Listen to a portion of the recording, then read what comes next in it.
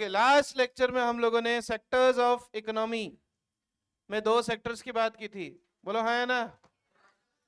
और मैंने आपको दो सेक्टर पढ़ाए थे, हाउस होल्ड सेक्टर और producer sector.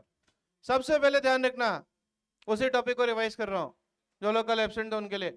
House hold sector, हमारे जो चार फैक्टर ऑफ प्रोडक्शन होते हैं, बताओ बेटा, चार फैक्टर ऑफ प्रोडक्शन क्या होते हैं? Land, labour, capital, entrepreneur. इनके मालिक हैं। कौन है इनके मालिक? अब सोचो कोई एक व्यक्ति है जो हाउस होल्ड है, जिसके पास में जमीन है, लेकिन उसके पास में खेती बाड़ी करने के लिए पैसा नहीं है। तो खेती बाड़ी करने के लिए पैसा होता है प्रोड्यूसर सेक्टर के पास। किसके पास होता है? Producer sector. तो हमारा प्रोड्यूसर सेक्टर क्या करता है? इन फैक्टर सर्विसेज, मतलब वहां पर फैक्टर सर्विसेज वर्ड जो लिखा है, जो फैक्टर सर्विसेज वर्ड लिखा है वो फैक्टर ऑफ प्रोडक्शन के लिए लिखा है। मतलब कि ये प्रोड्यूसर सेक्टर फैक्टर सर्विसेज को उधार लेता है। किससे? हाउस होल्ड सेक्टर से। और बदले में प्रोड्यूसर सेक्टर जब गुड्स बनाता है, जब गुड्स बेचता है, तो उनके बदले लैंड का रिटर्न रेंट, लेबर का रिटर्न वेजेस, कैपिटल का रिटर्न इंटरेस्ट और एंटरप्रेन्योर का रिटर्न प्रॉफिट इनको पे करता है। और यहां पर हमने एक बात और समझी थी कि जब house hold sector factor services मतलब फैक्टर ऑफ प्रोडक्शन देता है किसको? प्रोड्यूसर सेक्टर को। तो वो कौन सा फ्लो होता है? रियल फ्लो, क्योंकि वो होता है in form of goods and services. और बदले में जब प्रोड्यूसर सेक्टर इनको रिटर्न देगा तो रिटर्न पैसे में देगा। तो वो कौन सा फ्लो होगा बच्चों? Money flow. कौन सा फ्लो होगा? Money flow. और एक बात तो हम सीख कर आए हैं कि जितना रियल फ्लो होगा उतना ही मनी फ्लो होगा। अगर आपके घर में 1 किलो एप्पल, 1 किलो सब्जी आई, भिंडी आई मान लो 80 रुपए किलो, तो जो भिंडी है उसका भाव ही 80 रुपए। तो 1 किलो भिंडी इज इक्वल टू 80 रुपए। 1 किलो भिंडी इज रियल फ्लो और 80 रुपए is money flow. That means real flow is always equal to money flow जब कंट्री क्या होगी? In equilibrium. क्या होगी? बोलो, इन इक्विलिब्रियम। थर्ड सेक्टर, कई बार क्या होता है, हमारा प्रोड्यूसर सेक्टर इतना भाव बढ़ा देता है प्रोडक्ट का कि कंज्यूमर उस प्रोडक्ट को उस भाव में खरीदने के लिए तैयार नहीं होता। बोलो हाँ या ना। तो वहां पर हमने पढ़ा था एक टॉपिक, गवर्नमेंट बजट। तो वहां पर सरकार आके अमीर पर क्या लगाती है? टैक्स। और गरीब को क्या देती है? सब्सिडी। अमीर पे टैक्स और गरीब को सब्सिडी। तो थर्ड सेक्टर इकोनॉमी का क्या बना? Government sector. क्या बना? बोलो, गवर्नमेंट सेक्टर। आई बात समझ? कोई डाउट? तो अब आप जो टॉपिक लिख रहे थे उसी में लिखना थर्ड सेक्टर, गवर्नमेंट सेक्टर लिखना। थर्ड टॉपिक, थर्ड पॉइंट इसके अंदर गवर्नमेंट सेक्टर। गवर्नमेंट सेक्टर क्या है? गवर्नमेंट सेक्टर एक ऐसा सेक्टर है जो कि कंट्रोलिंग अथॉरिटी है। जैसे इंडिया की कंट्रोलिंग अथॉरिटी कौन है? पीएम। ठीक है, प्रधानमंत्री इज अ कंट्रोलिंग अथॉरिटी। ठीक है। सो ये रियल और मनी फ्लो को मेंटेन करते हैं। क्या करते हैं? मेंटेन, ताकि इकोनॉमी में क्या रहे? स्टेबिलिटी। अरे भाई, आपने पढ़ा ना कि real flow should be equal to money flow. अगर ये इक्वेशन इक्वल नहीं होती, अगर किसी भी कंट्री का, 2 मिनट रुको फिर कॉपी करना, अगर किसी भी कंट्री का रियल फ्लो और मनी फ्लो इक्वल नहीं होता तो सरकार फिर गरीब पे लगाएगी सब्सिडी और अमीर से लेगी टैक्स। तो इसलिए इसको थर्ड सेक्टर बोला है, क्योंकि ये इकोनॉमिक स्टेबिलिटी मेंटेन करता है। क्या मेंटेन करता है? Economic stability. और इसके लिए सरकार ने बहुत सारे ऑर्गेनाइजेशन बना रखे हैं, जिसमें से पहला हम पढ़ेंगे मनी एंड बैंकिंग में, जिसका नाम है आरबीआई। फिर आप IRDA, LIC, GIC. LIC is life insurance corporation, GIC is general insurance company, और IRDA insurance regulatory and development authority of India. बोलो हाँ या ना। कोई डाउट? जितने यहां पर नोट्स लिखवाए जा रहे हैं, जितने क्वेश्चंस और जितने पेपर होंगे, आज वापस से बोर्ड का एग्जाम है, 12th का एग्जाम आज है इकोनॉमिक्स का, कल उसका पेपर या आज शाम तक जब पेपर आ जाएगा तो मैं आपको बता दूंगा। शायद ही एक भी क्वेश्चन ऐसा नहीं होगा जो बिना पढ़ाया हुआ आए। और ऐसा सिर्फ इस साल नहीं होगा, ऐसा पिछले 12 साल से हो रहा है। ठीक है, तो जितने आपको कंटेंट दिया जा रहा है उनको अच्छे से रोज पढ़ना की जिम्मेदारी आपकी है, वरना टीचर तो वही है पिछले 12 साल से, स्टूडेंट हर बार चेंज होते हैं। ठीक है, लिखिए government sector. I am sure अभी लग गए हैं 11, पेपर बट गया होगा, और जब पेपर आएगा हाथ में तो एक भी क्वेश्चन ऐसा नहीं होगा जो ना पढ़ाया वो। चलो फोर्थ सेक्टर, एक बार मैं फोर्थ भी पढ़ा देता हूं। बताओ कोई भी कंट्री सारे गुड्स खुद बना सकती है क्या? तो जो गुड्स की डिमांड है लेकिन उन गुड्स की, एक मिनट रुक जाओ, कॉमन सेंस, जिन गुड्स की इंडिया में डिमांड है लेकिन उन गुड्स की इंडिया में सप्लाई नहीं है, तो डिमांड तो है, तो अपने को उन गुड्स को बाहर से क्या करना पड़ेगा? इंपोर्ट करना पड़ेगा। और वो गुड्स जिनकी सप्लाई बहुत है लेकिन कंट्री में डिमांड कम है, उसको अपन यहां से क्या कर देंगे? एक्सपोर्ट। तो इंपोर्ट और एक्सपोर्ट आते हैं रेस्ट ऑफ द वर्ल्ड में। कहां आते हैं? इसको बोलते हैं फोर्थ सेक्टर ऑफ इकोनॉमी, जिसमें इंपोर्ट और एक्सपोर्ट और एंटरपोर्ट आता है। एंटरपोर्ट आपने बिजनेस में पढ़ा था, when goods are imported into one country for export to another country, इसको बोलते हैं fourth sector of economy, that is rest of the world. तो अब बताओ चारों सेक्टर, 2 मिनट रुक जाओ फिर कॉपी करना। बताओ चारों सेक्टर कौन से होंगे इकोनॉमी के? पहला हाउस होल्ड, जो कि फैक्टर ऑफ प्रोडक्शन का क्या है? मालिक, जो कि फैक्टर ऑफ प्रोडक्शन का क्या है? मालिक। दूसरा सेक्टर प्रोड्यूसर, जो इन फैक्टर्स को यूज करके क्या बनाता है? Goods and services. और हाउस होल्ड सेक्टर को क्या पे करता है? रेंट, वेजेस, प्रॉफिट और इंटरेस्ट। उस फ्लो को क्या बोलते हैं? Money flow. तो जब गुड्स एंड सर्विसेज आए तो उस फ्लो को क्या बोलेंगे? Real flow. Real flow should always be equal to money flow. तीसरा सेक्टर, अगर ये रियल फ्लो और मनी फ्लो इक्वल नहीं हुआ तो हमको गवर्नमेंट को लाना पड़ता है पिक्चर में, और सरकार गरीब पे कर को देती है सब्सिडी और अमीर पर लगाती है टैक्स, वो थर्ड सेक्टर। और कोई भी कंट्री अपने आप में समृद्ध खुशहाल 100% नहीं है, इसलिए जिस चीज की डिमांड है लेकिन सप्लाई नहीं है उसको अपन क्या करेंगे? इंपोर्ट। और जिसकी सप्लाई बहुत ज्यादा डिमांड कम है उसको क्या करेंगे? एक्सपोर्ट। उसको फोर्थ सेक्टर बोला है, rest of the world. Sir हमारी इकोनॉमिक्स में अब जो आगे की मैक्रो इकोनॉमिक्स चलेगी वो इन दो सेक्टर्स की सिर्फ बात करेगी थियोरेटिकली, लेकिन प्रैक्टिकल क्वेश्चंस इनके ऊपर नहीं आएंगे, क्योंकि हमारे 12th के सिलेबस पे only we have 2 sector economy, that is household sector and producer sector. But जब आप सीए सीएमए वाली इकोनॉमिक्स पढ़ोगे वहां पर आपको थर्ड और फोर्थ सेक्टर को भी पढ़ना पड़ेगा, पर वो समझ में तभी आएगा जब 2 सेक्टर ढंग से समझ में आए। बोलो हाँ या ना? अब इन 2 सेक्टर को कॉपी करो सब लोग फटाफट से। मैं एक बार रीड कर देता हूं। Government sector, it means the controlling authority of the country that regulates real and money flow to maintain stability। बताओ अगर आपसे एमसीक्यू में पूछे कि कौन सा सेक्टर स्टेबिलिटी लाता है इकोनॉमी में, तो क्या लिखोगे? Government sector. और रेस्ट ऑफ द वर्ल्ड में external world other than domestic country, it further includes import, export and entrepot. यहां पर इंपोर्ट, एक्सपोर्ट और एंटरपोर्ट में 3 एरो आगे लगे हुए, उसको भी आप एक्सप्लेन कर लेना। ये बताओ कोई भी चीज हम इंपोर्ट कब करेंगे? जब कंट्री में डिमांड है पर सप्लाई नहीं है। एक्सपोर्ट कब करोगे? जब डिमांड कम है और सप्लाई ज्यादा है। बोलो हाँ या ना? एंटरपोर्ट के केस में जिस कंट्री में एंटरपोर्ट हो रहा है, एंटरपोर्ट समझे? क्या समझे? When goods are imported into one country, एक कंट्री में इंपोर्ट करा दूसरी कंट्री में एक्सपोर्ट करा, तो हमारी कंट्री में ना तो डिमांड थी ना ही सप्लाई। तो होम कंट्री में जहां पर एंटरपोर्ट हो रहा है वहां पर ना तो डिमांड है,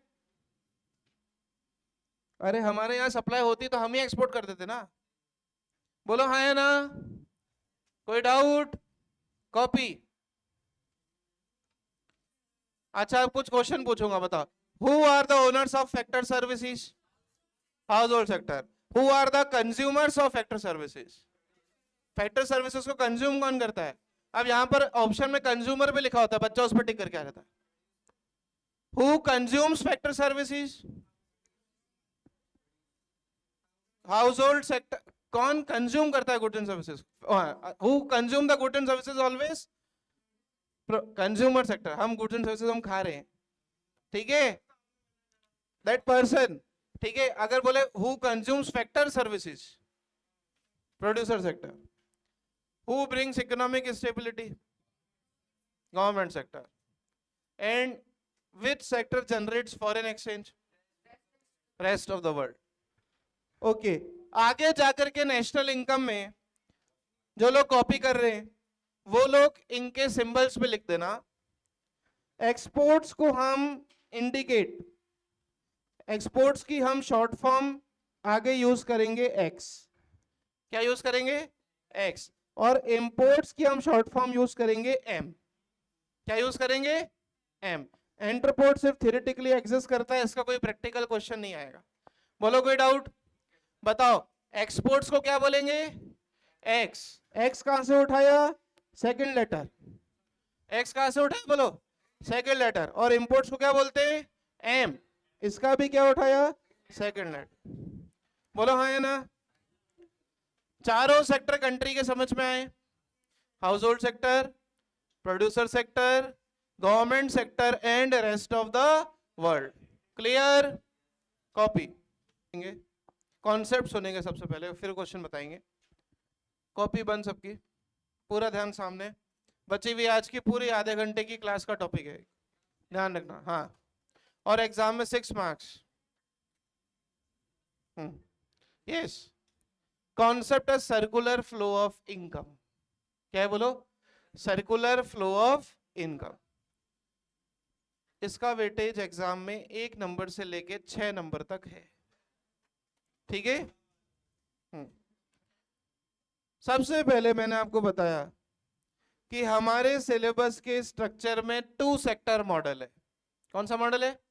2 सेक्टर। और उन दोनों सेक्टर का जो है मैंने आपको नाम भी बताया। बोलो, पहला हाउस होल्ड और दूसरा प्रोड्यूसर। पहला सेक्टर कौन सा है? बोलो, हाउस होल्ड सेक्टर। और दूसरा सेक्टर कौन सा है बेटा? Producer sector.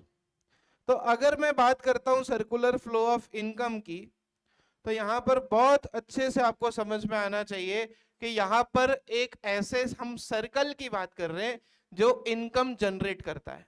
जो क्या जनरेट करता है? इनकम। और आपको पता है जितनी इनकम होगी उतना ही 3 चीजें इंटरलिंक, जितनी इनकम होगी उतना ही एम्प्लॉयमेंट होगा और उतना ही आउटपुट होगा। इसलिए अगर मैं बोलूं कि सर्कुलर फ्लो ऑफ इनकम को हम सर्कुलर फ्लो ऑफ एम्प्लॉयमेंट या आउटपुट भी बोल सकते हैं, जो कि बुक्स में नहीं लिखा है, लेकिन ऐसा बोलना भी गलत नहीं है। अब इस कॉन्सेप्ट को समझने के लिए आपको कुछ चीजें समझनी पड़ेंगी कि सबसे पहला सेक्टर होता है हाउस होल्ड। कौन सा सेक्टर होता है बेटा? House hold sector. और दूसरा सेक्टर होता है प्रोड्यूसर सेक्टर। दूसरा सेक्टर कौन सा होता है? Producer sector. ये पूरा डायग्राम एग्जाम में विद एक्सप्लेनेशन 6 मार्क्स में आता है, नहीं तो इस पे केस स्टडी आती है, उससे वो पूछते बताओ कौन सा फ्लो किधर हो रहा है। सबसे पहले मुझे बताओ अभी तक की आपकी नॉलेज के हिसाब से कि हाउस होल्ड सेक्टर हमारे फैक्टर्स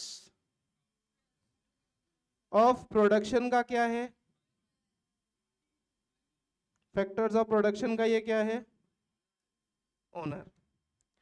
और हमारा producer sector in factor services को क्या करता है? यूज। तो मैं यहां पर ऐसे लिख सकता हूं, यूजर ऑफ फैक्टर सर्विसेज या uses of factors of production.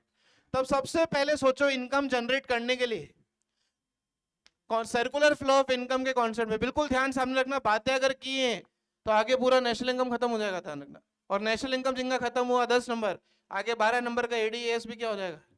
स्वाहा। 22 नंबर की मैक्रो खत्म, ठीक है। तब सुनना बहुत ध्यान से। सबसे पहले किसी भी कंट्री में हमारा ये जो हाउस होल्ड सेक्टर है ये फैक्टर सर्विसेज देता है किसको? ये बात तो समझ में आई सबको? अभी पहले ही पढ़ाया था कि house hold sector factor of production का मालिक है। और प्रोड्यूसर सेक्टर इनको यूज करता है। अब इनको यूज करने के लिए जो फैक्टर ऑफ प्रोडक्शन इनके पास है, किनके पास? हाउस होल्ड सेक्टर के पास है। वो सबसे पहले घूम के किसके पास आएंगे? प्रोड्यूसर सेक्टर के पास। मतलब मैं यहां पर एक नंबर लिख रहा हूं फर्स्ट, और मैं यहां पर लिख रहा हूं, यहां पर फर्स्ट केस में लैंड, लेबर, कैपिटल और एंटरप्रेन्योर, उसको मैं एपी लिख रहा हूं। ये सबसे पहले हाउस होल्ड सेक्टर ने दिए किसको? ये सबसे पहले हाउस होल्ड सेक्टर ने दिए किसको बोलो? प्रोड्यूसर सेक्टर को। और हाउस होल्ड सेक्टर ने जब प्रोड्यूसर सेक्टर को ये दिए तो मुझे बताओ क्या दी? Goods and services. अरे बहुत ध्यान से बेटा, क्या दी बोलो? गुड्स एंड, ताकि क्या हो सके? प्रोडक्शन हो सके। और गुड्स एंड सर्विसेज वाले फ्लो को अपन क्या बोलते हैं? तो मैं इसको यहाँ पे रियल फ्लो 1 लिख सकता हूं, बोलो हाँ है ना?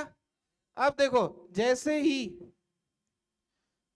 प्रोड्यूसर सेक्टर ने इन फैक्टर सर्विसेज को यूज किया तो वो इन फैक्टर सर्विसेज को यूज करने के लिए इनको क्या देगा? बताओ, लैंड के बदले क्या देगा? लैंड के बदले क्या देगा? जोर से बोलो, लैंड के बदले क्या देगा? लेबर के बदले क्या देगा? आपको समझ में आ रहा है टॉपिक का नाम सर्कुलर फ्लो क्यों है? क्योंकि किसी भी इकोनॉमी में ये सर्कल हमेशा चलता रहता है, इसलिए इसको अपन बोलते हैं circular flow of income. Circle जैसे है ना? हाँ, तो बताओ, लैंड के बदले वो क्या देगा? रेंट। लेबर के बदले क्या देगा? अच्छा, कौन किसको देगा? Producer sector. है नहीं, वहां पेपर में फिर है मैं करूंगा। लैंड के बदले क्या देगा? रेंट। लेबर के बदले क्या देगा? ओके, कैपिटल के बदले क्या देगा? और एंटरप्रेन्योर के बदले क्या देगा? और हमको सबको पता है कि इस फ्लो को अपन क्या बोलेंगे? Money flow. Money flow 1। समझ में आया? अच्छा, अब बताओ, सेकंड फेज के बाद हाउस होल्ड सेक्टर के पास इनकम आई। अब वो इस पैसे को देखता थोड़ी रहेगा ऐसे, वो इस पैसे से क्या जनरेट करेगा? आज आपके पास में पैसा कमाई हो रही है, हरप्रीत सर के पास 5,000 आ रहे, तो हरप्रीत सर 5,000 के रिटर्न में जनरेट क्या कर रहे? Goods and services. तो वापस से ये दो तो सबको समझ में आते हैं, लेकिन अगला, अब बताओ, प्रोड्यूसर सेक्टर ने इस लैंड, लेबर, कैपिटल, एंटरप्रेन्योर को यूज करके बनाया क्या? Goods and services. तो अब जो कमाई हाउस होल्ड सेक्टर को हुई, वो कमाई वापस से डाइवर्ट होगी किसको? प्रोड्यूसर सेक्टर को, क्योंकि हाउस होल्ड सेक्टर डिमांड करेगा किसी? गुड्स एंड सर्विसेज के। तो थर्ड फ्लो वापस से प्रोड्यूसर सेक्टर इस हाउस होल्ड सेक्टर को क्या प्रोवाइड करेगा बोलो? गुड्स एंड,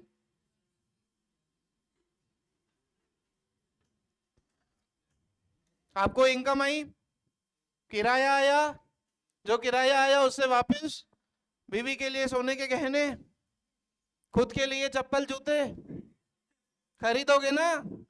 तो वो सोने के गहने और चप्पल जूते किसने कमाए, किसने बनाए? प्रोड्यूसर सेक्टर ने। वो सोने के गहने और चप्पल जूते सब किसको जाएंगे? हाउस होल्ड सेक्टर को। और वापस से ये फ्लो किसका है? गुड्स एंड सर्विसेज का है। तो वापस से इस फ्लो को अपन क्या बोलेंगे? अरे गुड्स एंड सर्विसेज के फ्लो को क्या बोलेंगे? Real flow 2। और जो गुड्स एंड सर्विसेज आपने लिए वो क्या फ्री में देगा क्या आपको? वो आपको प्रोड्यूसर सेक्टर क्या फ्री में देगा क्या? तो वापस इन गुड्स एंड सर्विसेज का हाउस होल्ड सेक्टर को, प्रोड्यूसर सेक्टर को क्या देना पड़ेगा? पैसा। मतलब कि इस पूरे कहानी में एक बार इनकम जनरेट हुई, फिर वही इनकम वापस से घूम के किसके पास आई? प्रोड्यूसर सेक्टर के पास। और प्रोड्यूसर सेक्टर ने जो गुड्स बनाए वापस से किसको दिए? हाउस होल्ड सेक्टर को। और अगले फेज में वापस से क्या होगा? अब गुड्स एंड सर्विसेज प्रोडक्शन खत्म, वापस से प्रोडक्शन करना है गुड्स एंड सर्विसेज का, तो वापस से लैंड, लेबर, कैपिटल, एंटरप्रेन्योर किसके पास आएंगे? हाउस होल्ड सेक्टर वापस उसको देगा, प्रोड्यूसर सेक्टर को। और ये साइकिल निरंतर चलता रहेगा। इस कॉन्सेप्ट को हम कहते हैं सर्कुलर फ्लो ऑफ इनकम। क्या कहते हैं बोलो? Circular flow of income. That shows in an economy there are 2 sectors. अब ये पूरा जो लिखा हुआ आपको लिखाऊंगा, household sector and producer sector. In first case, household sector provides factor services to the producer sector, and producer sector gives rent, wages, interest and profit to the household sector. In the second phase of income generation, ये जो income household sector को हुई है, ये वापस से क्या demand करेगा? Goods and services. वो गुड्स एंड सर्विसेज बनाई किसने? बोलो किसने बनाई? प्रोड्यूसर सेक्टर ने। और प्रोड्यूसर सेक्टर क्या देगा? गुड्स एंड जो उसने बनाई है, और रिटर्न में वापस से इसको क्या मिलेगा? बोलो, payment for goods and services. Pay for goods and services. और इस फ्लो को अपन क्या बोलेंगे? Money flow two. तो इस पूरे फेज में there are 2 real flows and 2 money flows. ऐसे कॉन्सेप्ट को हम कहते हैं circular flow of income. Heading लगाओ, डायग्राम उतारो। कौन है? क्या नहीं आया समझ में? किसको नहीं आया बोलो? सबसे पहले land, labour, capital, entrepreneur, house hold sector ने बातें करोगे तो वापिस नहीं आएगा, और सीधा बोर्ड में पूछेंगे 6 नंबर का। अभी एक भी टॉपिक में बात करना मतलब पाप है। जो आपसे बात कर रहा है वो खुद पास हो जाएगा, आप फेल हो जाओगे। ध्यान। सबसे पहले हाउस होल्ड सेक्टर ने क्या दिए बताओ? Factor services to producer sector. फिर प्रोड्यूसर सेक्टर ने इनका क्या दिया? रिटर्न। उस पैसे से अब आज मेरी जो कमाई होगी उससे तो गुड्स एंड सर्विसेज की डिमांड करूंगा। इसमें है क्या समझने लायक? इतना इजी तो है, कॉमन सेंस है पूरा। फिर जो इनकम हुई उसी से वापस क्या डिमांड होगी? गुड्स एंड सर्विसेज बनाई किसने? प्रोड्यूसर सेक्टर ने। तो प्रोड्यूसर सेक्टर देगा किसको? हाउस होल्ड को, और बदले में हाउस होल्ड सेक्टर उसका क्या देगा? पैसा। तो 2 रियल फ्लो है और 2 क्या है? Money flow. बोलो समझ आया? अगेन हमारी इक्वेशन प्रूव हो गई that real flow is equal to money flow. बोलो हाँ या ना? टॉपिक का नाम लिखना है circular flow of income, heading लगानी है, फिर डायग्राम बनाना है, फिर उसका एक्सप्लेनेशन। कॉपी डायग्राम, पहले हेडिंग लगाएंगे, डायग्राम बनाएंगे फटाफट से। इन लाइंस का भी नंबर डाल देना। फर्स्ट सेकंड लाइन ये थी, थर्ड लाइन में इसने क्या डिमांड करी? गुड्स एंड, और फोर्थ में 1 3 4 2। आप कैसे भी 1 2 3 4 बनाओ, लेकिन फ्लो सही बताना। डायग्राम गलत बनाने का 6 में से 0 मार्क्स है। ध्यान। अगर आपने ये डायग्राम एग्जाम में गलत बनाया, वह एक्सप्लेनेशन नहीं पढ़ेंगे, उनके पास में इतना टाइम नहीं होता है। एक व्यक्ति को 450 कॉपी चेक करनी होती है 10 दिन में। हाँ, और एक कॉपी चेक करने में कम से कम आधा घंटा लगता है। सबसे लेबोरियस काम है, इसलिए मैं नहीं करता हूँ। ठीक है? हाँ, पैसा और कम मिलता है उसमें। इसलिए अगर डायग्राम गलत बनाया तो 6 में से 0 है, डायरेक्ट ध्यान रखना। यहाँ एक्सप्लेनेशन के मार्क्स नहीं है। डायग्राम सही बनाएंगे सब लोग? बोलो यहां तक कोई doubt? Circular flow of income क्या कहता है? ये आवाज किसके मोबाइल से आ रही है? चलो हाँ, तो सर्कुलर फ्लो ऑफ इनकम, हाँ वापस बोल सुनना ध्यान से। सर्कुलर फ्लो ऑफ इनकम क्या कहता है सर? कोई भी कंट्री में जो इनकम जनरेट होगी, सर्कुलर फ्लो ऑफ इनकम का मेन कॉन्सेप्ट यह है कि जितनी इनकम जनरेट होगी उतना ही खर्चा हो गया। सोचो, जितना रेंट, वेजेस, इंटरेस्ट, प्रॉफिट मिला उतने का ही उन्होंने गुड्स लिया। अपन ने पढ़ा ना, 1 kilo apple is equal to 200 रुपए। तो मान लो रेंट, इंटरेस्ट, वेजेस, प्रॉफिट के रूप में 200 रुपए है। अब 200 रुपए के एप्पल हाउस होल्ड सेक्टर ने डिमांड की है, जो कि प्रोवाइड किसने की है? अरे एप्पल बनाए किसने? प्रोड्यूसर सेक्टर ने। वो डिमांड की है हाउस होल्ड सेक्टर ने, तो उतने एप्पल दे दिए, और एप्पल के बदले वापस से प्रोड्यूसर सेक्टर को कितना रुपया मिल गया? 200। मतलब real flow is always equal to money flow. किसी भी कंट्री में real flow is always equal to money flow. यहां तक सबने कॉपी किया? कोई डाउट? अभी भी चल रहा है क्या कॉपी? लिखो फटाफट लिखो। बोले यहां तक कोई डाउट, कोई प्रॉब्लम? ओके, अब इसका एक्सप्लेन, ये पूरे चार्ट को 6 मार्क्स में से मैंने आपको ये बोला कि अगर डायग्राम गलत बनाओगे तो 0 मिलेगा। लेकिन अगर कोई स्पेसिफिक पूछे कि सर हमने एक्सप्लेनेशन सही लिखा है और डायग्राम हमने बाद में बनाया है, तो हमको डायग्राम का, या हमने एक्सप्रेशन गलत लिख दिया है, डायग्राम हमने सही बनाया है, तो डायग्राम के इंडिविजुअल 3 मार्क्स होते हैं। कितने मार्क्स होते हैं? 3। और 3 मार्क्स का होगा एक्सप्लेनेशन। क्या होगा? एक्सप्लेनेशन। तो आइए एक्सप्लेनेशन पर चलते हैं। आप देखेंगे, मैंने यही कहानी आपको एक्सप्लेन की, पहले सुनना, पहले सुनना ढंग से फिर लिखना। सबसे पहले बताओ इकोनॉमी में कितने सेक्टर है? वैसे तो 4 है, लेकिन हमारे सिलेबस में कितने हैं? 2। तो सबसे पहले लाइन क्या लिखी बोलो? देयर आर, अभी कोई लिखेगा नहीं, there are 2 sectors in the economy. Number 1 household sector and number 2 producer sector. Therefore it can be set, बताओ जितनी इनकम जनरेट हो रही थी उतना ही एक्सपेंस हो रहा था। That means there are no savings. इस सिस्टम में कोई सेविंग्स नहीं है। सबसे पहले बताओ क्या करेगा हाउस होल्ड सेक्टर? क्या देगा? First flow, first point, first line, household sector क्या देगा? Factor services to producer sector, right? And then producer sector बनाएगा क्या? गुड्स एंड सर्विसेज, और वो बेचेगा किसको? हाउस होल्ड सेक्टर को। और हाउस होल्ड सेक्टर ने जितनी फैक्टर इनकम रिसीव की, बताओ फैक्टर इनकम क्या रिसीव की थी? रेंट, वेजेस, इंटरेस्ट और प्रॉफिट। उतना ही वो पैसा वापस से दे देगा किसको? On consuming the goods and services. बोलो हाँ या ना? सबसे फर्स्ट फेज में फैक्टर सर्विसेज दी गई प्रोड्यूसर सेक्टर को, प्रोड्यूसर सेक्टर ने उस पर क्या पे करा?